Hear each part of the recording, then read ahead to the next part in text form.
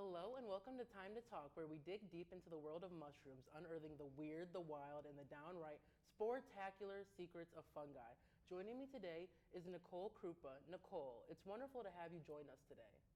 Thanks for having me. Of course, thank you for coming. How have humans historically used fungi for food, medicine, and even spiritual practices? Food, we use it in a variety of ways, which I'll show you later in our demonstration. Medicine is really cool.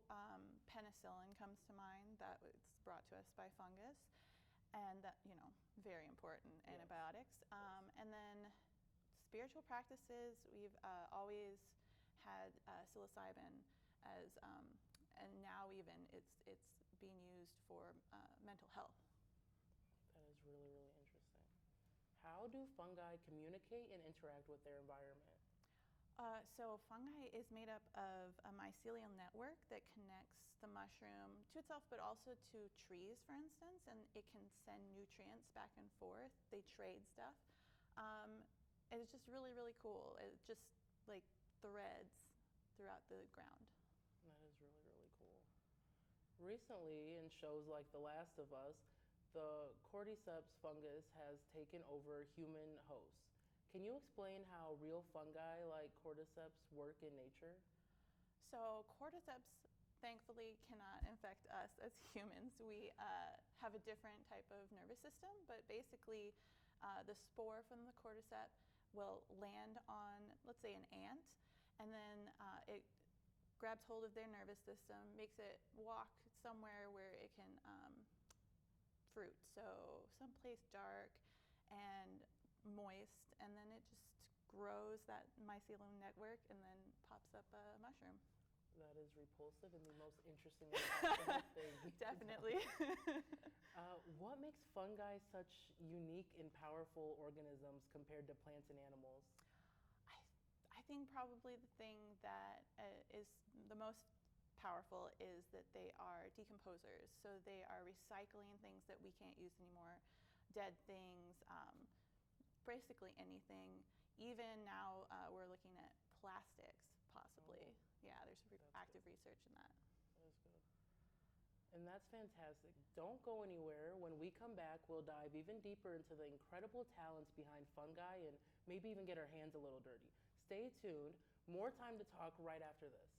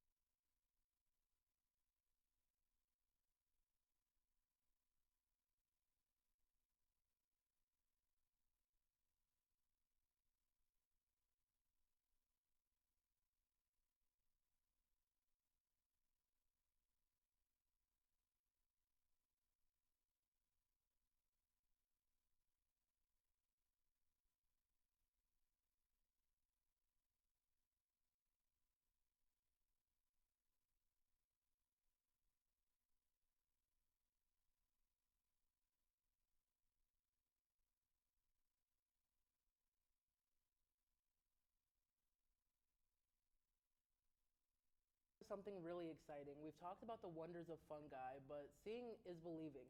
Nicole, you've brought a fascinating demonstration for us today. Can you walk us through what you're about to show us today? Sure. So these are foods that you would have every day, basically, and all of them have something to do with fungus. We have, well, obviously mushrooms, but blue cheese. This is actually, that blue veining is the penicillin. It's the species related to what gives us antibiotics. Beer, yeast, and the bread, also yeast that ferment. And then I brought soy sauce because that's also fermented with a fungus. And can you explain to me how exactly, like, what is similar about it to penicillin? The penicillin, Penicillium, I believe, is the fungus that they use to create the antibiotic. But I was thinking I might show you. So the mushrooms that you get at the store, all of them are basically the same mushroom. This is just when it's very little. If you, as you can see there, you can't see the gills here. It's because it hasn't opened up yet. And here we have, you know, a much bigger, more mature mushroom, and then you can see the gills. This is where the spores come out. It'll drop the spores when it's ready to reproduce. So basically all the mushrooms you get at the store are like the same species. They're just different periods of the maturity of the mushroom. And that is really interesting, that Yeah. difference. But that is all for today in Time to Talk. A huge thanks to Nicole Krupa for an amazing conversation, and to you for tuning in. Keep growing, stay curious, and we'll see you next time.